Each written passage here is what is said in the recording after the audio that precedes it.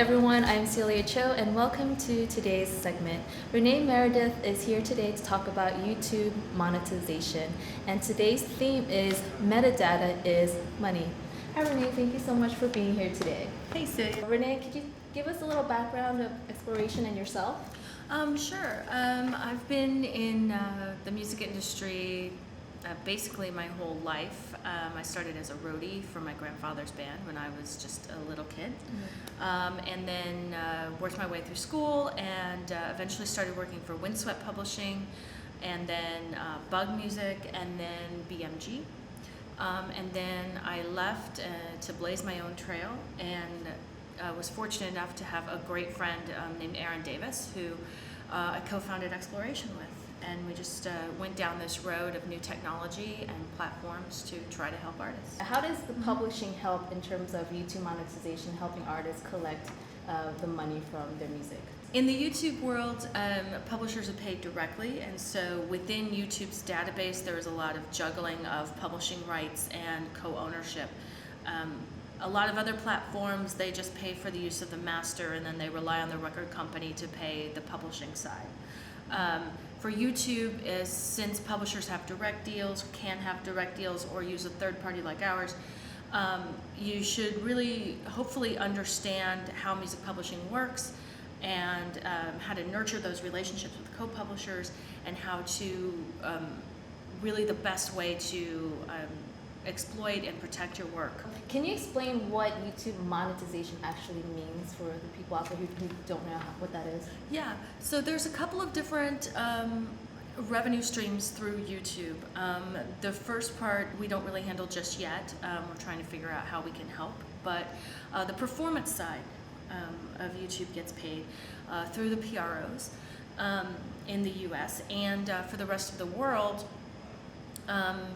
it's paid, mechanicals and performance are paid to the PROs. So it's important to have those performance, the PRO registrations in and everything up to speed there. Additionally, there is a revenue stream of the ad revenue from YouTube, and that's when the ads appear on the videos. So they actually run separately as income streams. And then there's also the YouTube Red, which is the subscription service, which is comes to you via the ad performance side of payout with YouTube, but it's based on subscription and not based on, say, the ads that appear on the videos, because they don't appear under the subscription service. And when the real one that you can control is the ad performance side. So when we find a video that uses a song by one of our clients, we go in and we make a connection to that video, which is called a claim. And when we claim the video, then the ads will appear on the video, and the advertisers pay YouTube for the ad space around that video, and then YouTube pays us, and then we pay to our clients. Okay. And that's great for my next question, because you say there's a connection made, and but that connection is made through the information, through the metadata. Yes. And so can you please explain what that metadata is and how it makes that connection to make sure that the songwriter gets connected to that song? Yes. So the metadata, it's easily the most valuable commodity in music publishing today. It's because you've got to have it to deliver it to any platform, and the metadata is really all of the information that is regarding your piece of intellectual property. And so it's your title, it's your writers, it's your ISWC code, it's your PRO affiliation, your PRO codes, it's your co-writers' names and their percentage ownerships and the territories that everyone controls. Who are the co-publishers in all of the territories? ISRC codes for sound recordings that are associated with your composition, HFA song code number, any piece of data out there that can be connected back to your piece of intellectual property. That's the metadata, and the more of it that you have, and keeping it organized and deliverable to different platforms, the more revenue you're going to be able to receive, and the more control you're going to have over how your works are used on the internet. I'll start with the ISRC code. It's a little more familiar to everyone. An ISRC code is a specific code that is attached to every sound recording that's out there. And most of us are pretty familiar with it. ISRC codes are used by the platforms, the various platforms, Spotify, Pandora, SoundCloud, Amazon.com, YouTube, in order to identify a specific sound recording and when that sound recording is used. And then the ISWC code is attached to the underlying composition. So the song, say, What a Wonderful World, for example, will have one ISWC code out there, usually assigned in the US by ASCAP. And then in different territories around the world, the ISWC is assigned by that respective PRO. And so What a Wonderful World will have a composition ISWC code, and then every sound recording made of What a Wonderful World will have a separate ISRC code.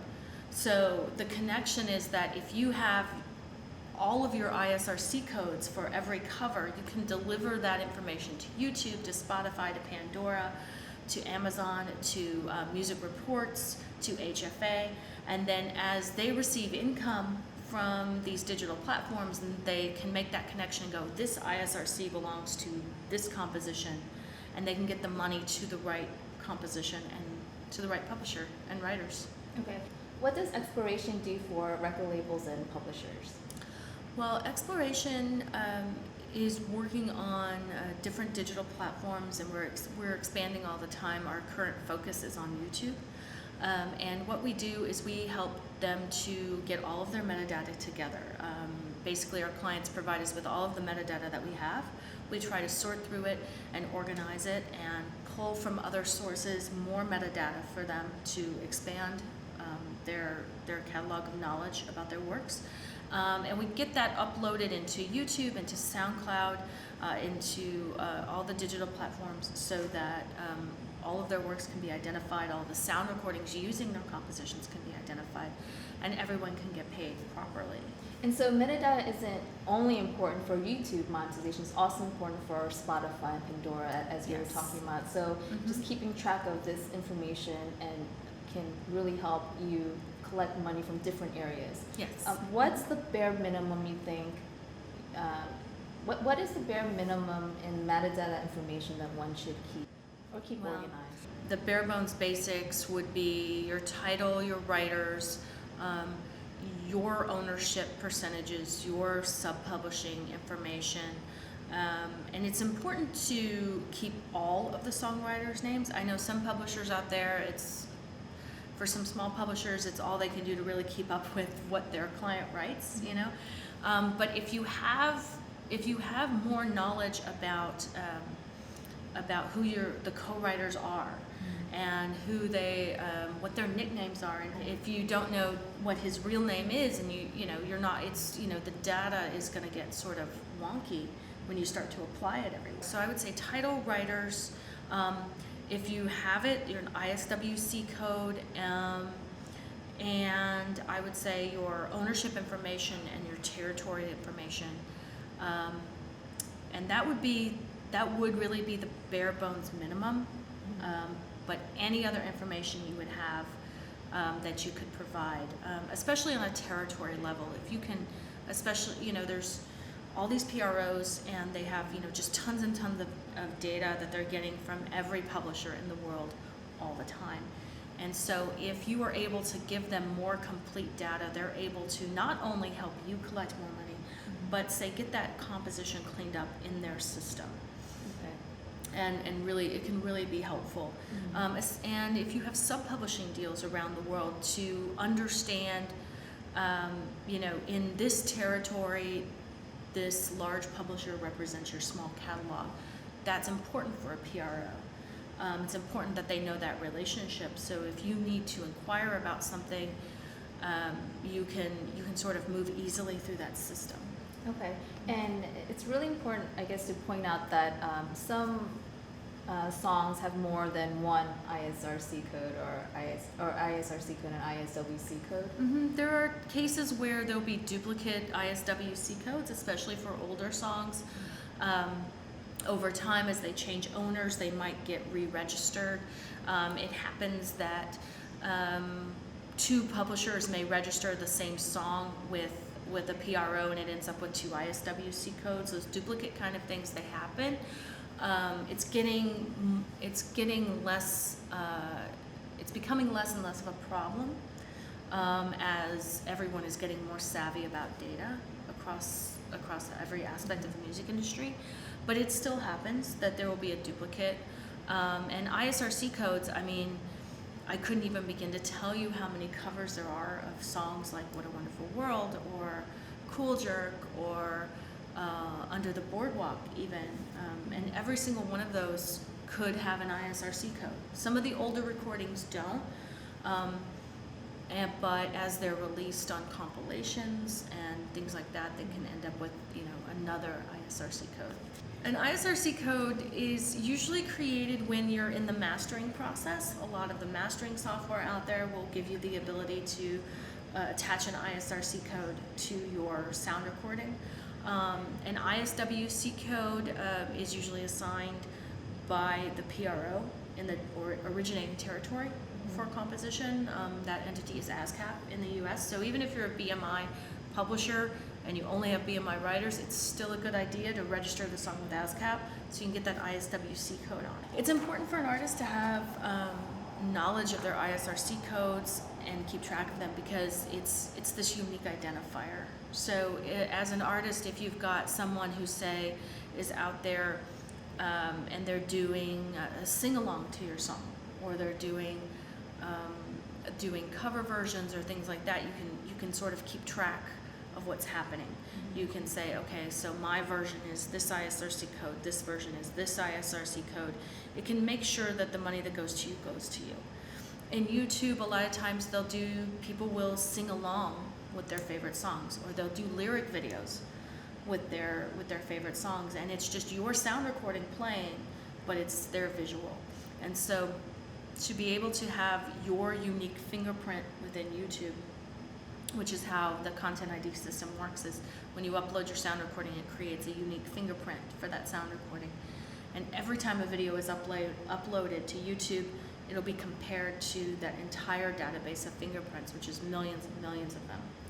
And it will match up to your sound recording. And that identifier, that ISRC code, that's that piece of metadata that is how YouTube pays out. It says this is the right sound recording.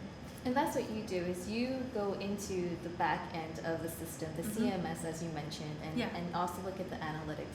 Can you explain what you do in terms of with that metadata and what that CMS system provides to your company or and your clients? Yes. So content management system within YouTube is really just a giant database of metadata and fingerprints. So it has not only publishing information for compositions with a lot of metadata, it also has every sound recording you could think of in it, music video metadata and fingerprints, film and television metadata and fingerprints, and also the videos that people upload from the front end of YouTube and they're monetizing them. That creates an entry in the back end in the content management system as well. And so we go in there and we try to make sure that every single one of our clients has clean metadata, that there are the unique identifiers are in place, not only in terms of the ISWCs and ISRCs, but also things like a custom ID code where internally our clients can say, oh, this is song number 1 in our catalog, and it's this title and these writers, and we can get it back into, when they get their royalty statements, they can get it back into their own systems quickly and easily. And then, their functions in paying out royalties become easier as well. So trying to help them stay organized, and they're trying to help to keep the assets clean, and also searching for videos that use the songs, because as savvy as the Content ID matching system is getting, it's still not great at finding cover versions or live concert footage. And those are hard to identify, and they don't use the sound recording anyway.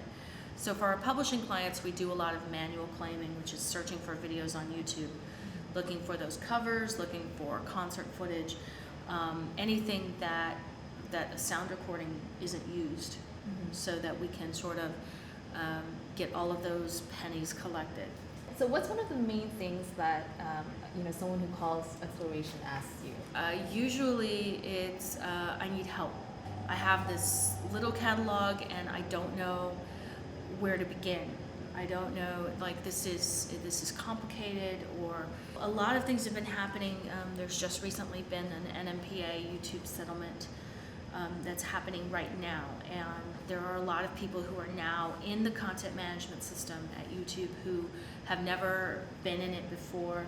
They sometimes feel a little bit overwhelmed, especially with the timeline that we're under for the settlement, and it's been helpful to have this perspective of working on this metadata all of this time, because we know how good or how bad things can be when you first get in that system and you start finding like, oh, my co-publishers have uploaded all of the songs already, and how do I find where they've uploaded them, and how do I update it, and all of the stuff, and it can really be overwhelming. And so the first thing we usually do is to just say, okay, hang on, take a deep breath, we got your back.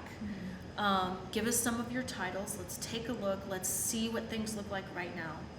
And then we sort of get that information together and we talk with them about, okay, things look really clean, things look really messy, here's where improvement can be done. Do you want us to help with that? Here's what we can do. But what we really try to do is help someone get their bearings first and foremost. Because they may have an old publishing deal out there that they've forgotten about, or they thought they had left already, or their co-publishers may be all over it and all the metadata is there and it's all clean, and the only thing missing is their ownership. Yeah. So there's been money sitting there waiting for them, and they don't know it, or they didn't realize it, or they didn't know how to get it. And so by getting, it may be as simple as just getting their ownership on it and the metadata is all clean. It may be getting brand new compositions in there that have never been in there before. So it can really be just any place on the spectrum. And so helping them identify helping them to identify the current point that their data is at within YouTube or any other platform, that's really the first step. And then, of course, there's everything in between. And we can work with our clients to decide what they want. If we have one client with their own content management system, and we work within their database, which is separate from Exploration's database in YouTube.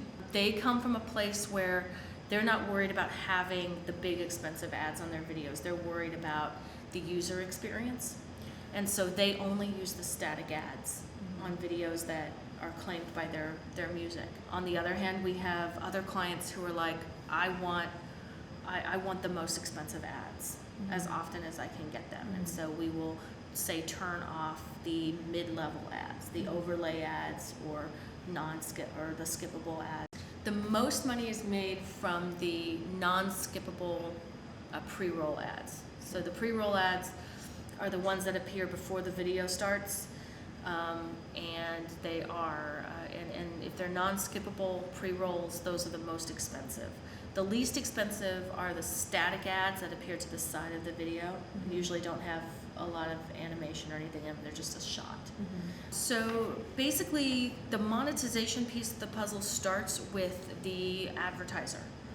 And they can go into AdSense, they can contact YouTube directly. They can have a deal in place with an artist or something like that. And what will happen is they will then sort of buy the ad space from YouTube. So they'll give them, say, some demographics, and they'll say, we want to hit women age 18 to 35 that are budding entrepreneurs, and their income level is this, or they live in this part of the country, or they live in the country, or they live in an urban area. There's just this whole list of whatever you can think of in terms of demographics of the audience that they want their ad to reach. And then they'll go to YouTube and they can do it in a number of different ways. They can go in through AdSense and be a part of the auction for buying advertising space, where they say, I'm going to pay $1 for 1,000 clicks, or $1 for 1,000 impressions, or something like that, and they'll put in a budget, and it's basically like an auction. So if a video is uploaded to YouTube and it fits that demographic, and it's going, and it starts to go viral, that video is going to be more expensive for the ad, and so that video is going to make more money per ad view. So YouTube's advertising really sort of works in the same way that television does. So the Super Bowl, obviously, right before kickoff, is going to have the highest ad rate ever. Meanwhile, MASH airing for the 400th time in Abu Dhabi at 3 a.m. is going to have a super low advertising rate. So it's so it all depends on where and when the views occur. So obviously the U.S. has traditionally the higher ad rates, and sort of like, and it also fluctuates during the week. So Tuesday, Wednesday, Thursday, that's the highest ad rates on YouTube. Whereas on Saturday and Sunday, when everybody's outdoors and it's a sunny day, ad rates tend to be a little lower on the weekends. Weather patterns can affect it. If you've got, big storms moving through in the Northeast, everybody's going to be at home, huddled up, watching YouTube. So ad rates will be higher. So you have to take into account, if you're going to, release a new video by your artist, where is it going to be popular? What's going on? Do I want to release it on a Tuesday, or do I sort of want it to go under the radar and release it on a Friday? All of those factors. So the advertiser will then pay their money to YouTube, and then YouTube will work through selecting which ads go to which video, and it's all sort of done with an algorithm of, there's these complex algorithms which I cannot claim to understand how they exactly work. Yeah, you're not the only one. I just know that they go, okay, based on video popularity and the demographics of the people who are watching the videos, and the demographics of the subscribers to particular channels, and then based on how much the advertisers are willing to pay, that's where their ads will appear. And then the advertisers pay to YouTube. And then YouTube says, okay, so this was the video that the ad appeared on. It's being claimed by this asset within our system. It's a clip from Adele's concert in Australia. So it's paying to the composition. So the money goes to that composition. And then at the end of the month, they tally everything up for that composition, and it will go into an AdSense account for the publisher or the third-party administrator in our case. And then we will get those royalties, and we'll get the statements that show us by song, what money goes where.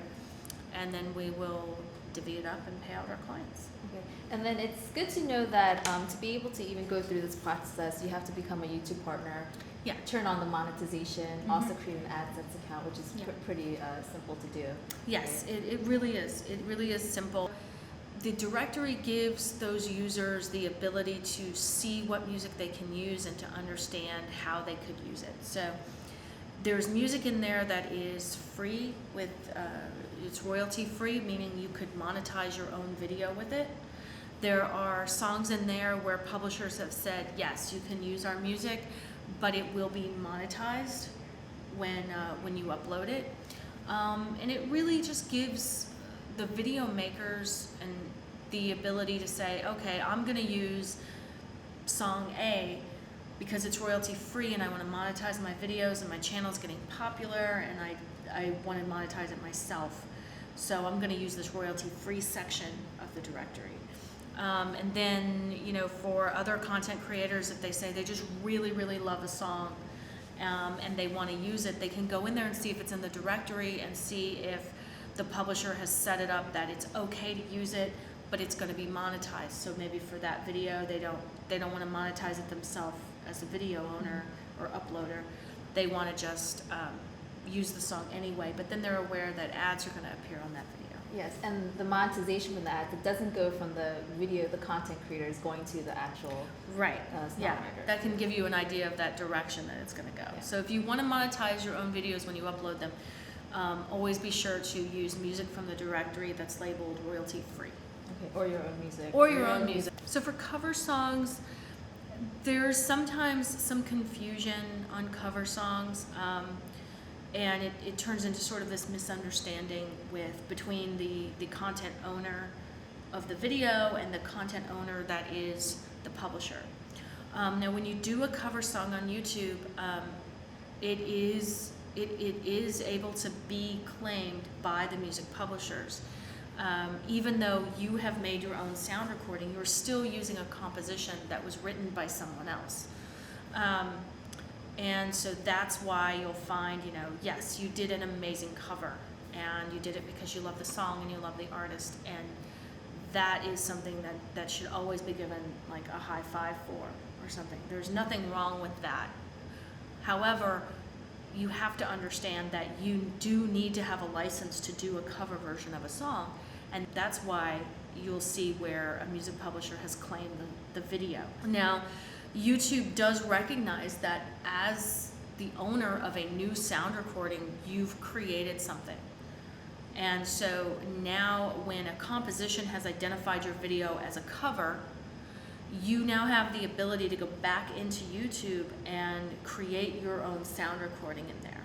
And so while the publisher is getting properly paid for the composition side of your cover, you can get paid properly for the sound recording that you've created through your video. Okay. And for those of you that don't know what the claim actually means, can you explain to them what the claim, what you mean when you say claim? Yeah, so anytime that a connection is made between a YouTube asset and the database, and the asset is just really an entry in the database that holds all of the metadata and the fingerprints for a composition, a sound recording, or a film and TV piece. When the connection is made between the asset and the video that's been uploaded, that's called a claim. And there are different types of claims. There's audio claim and an audio visual claim. And music is, in general, making an audio claim. We're not saying that you didn't make that video. We're saying that you used music by our client.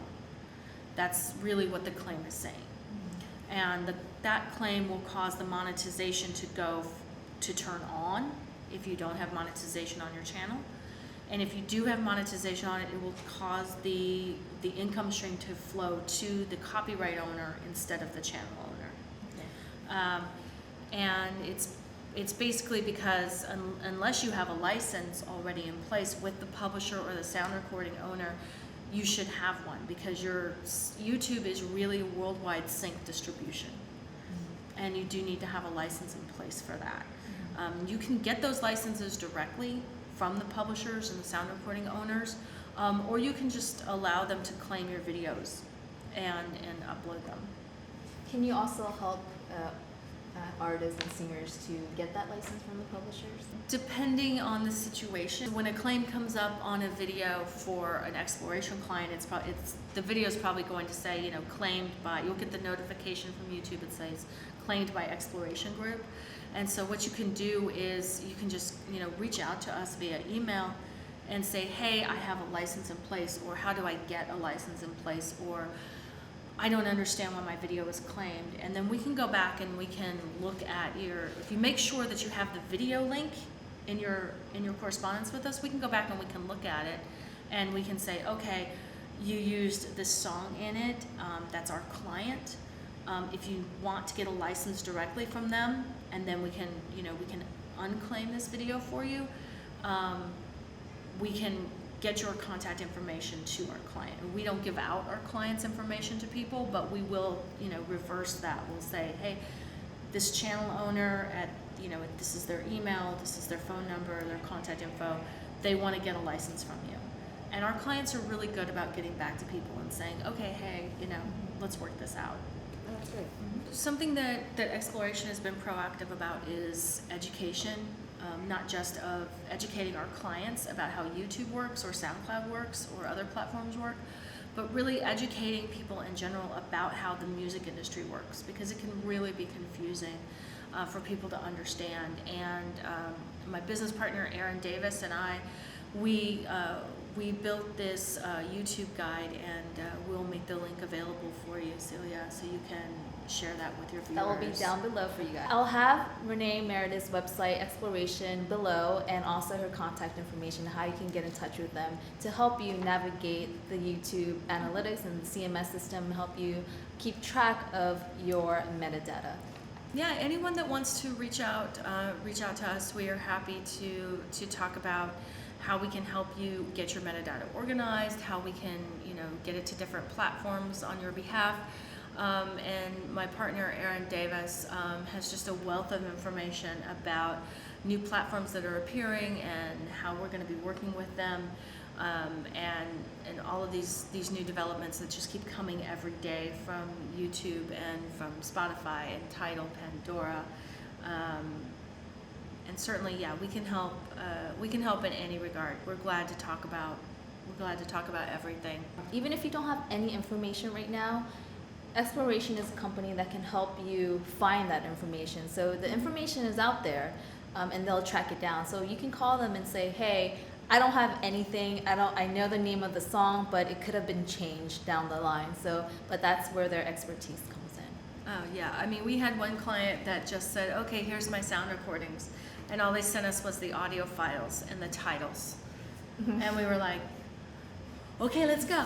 Yeah. And so we just sort of dig in and look at all of the resources that we have and start to pull together the information. And we found, where their co-writers had publishers who had already gotten a bunch of data up in one platform, so we were able to pull that information for them and pull some information from over here, found some cover ISRC codes over there. You shouldn't have to spend your time and energy going and finding all of this stuff when you can have someone else help you do that. And basically one of the things that I've tried to say throughout my whole career, and I'm fortunate enough to have found a business partner who has the same attitude, and that's our job is to make sure, or to help to ensure, that you can continue to be creative. And whether that's through finding more royalty money so you can pay your rent, or whether that's making sure that you have time to be creative by helping you get organized with your metadata, that's really sort of, educating you and helping you so that you can continue to be creative is really something that is at the top of our list of goals. So what if someone doesn't want Google to make money off of their videos? I come across this a lot more often than you would think, where there are creators out there of music, songwriters, sound recording owners, artists, who are just like, look, Google is this huge, big corporation. I don't want them to make any money off my music. Well, so they use that as a reason not to sign up for content management system. And that's really the exact opposite of what you want to do, because if you sign up with the content management system and you sign up with YouTube, then you get control. And even if you don't sign up, people are like, oh, I can just issue the DMCA takedown. And the problem with that is that it can be contested back and forth, and it's just not a win-win for anybody.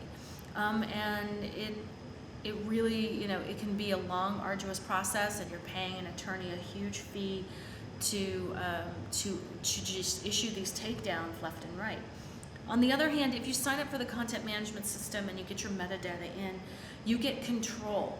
You can pick and choose which videos that you really like that people are uploading. So if you find, say, a cover band that just does really great songs, and it's like really bringing some life back to your music, you can say, okay, yeah, we're gonna let those stay up, and we're gonna monetize them. And we're gonna make sure that the band that's doing the cover understands how to do their sound recordings, so we can help them and then they help us. And if you just don't want your music used on YouTube at all, you can set your compositions to block, or your sound recordings to block, in which case, anytime a video uses your music without a license, then it's going to block that video being seen. It's not just about making Google money. It's about having control of what is yours. And a lot of sound recording owners, a lot of new releases will come out. You'll have a brand new Beyonce song about to drop and it gets leaked. And suddenly there's like every video on YouTube that's going up has got the new Beyonce song. And everybody freaks out. I know, I love her too. And but I don't want her songs to leak. And so what I can do is I can say we're gonna upload her sound recording on behalf of our client, and we're going to block it until the date of release, so that at the date of release it's freed up, and everybody's videos that contain that song can then be seen because it's out. So Rene, with that, I wanted to thank you for being here today. I really appreciate it. And remember, if you like this video, please click like, and we will have all the information that we mentioned during this video in the description below. I like my spreadsheet. Before we leave, let me tell y'all a little something. Uptown, funk you up. Uptown, funk you up. Uptown, funk you up.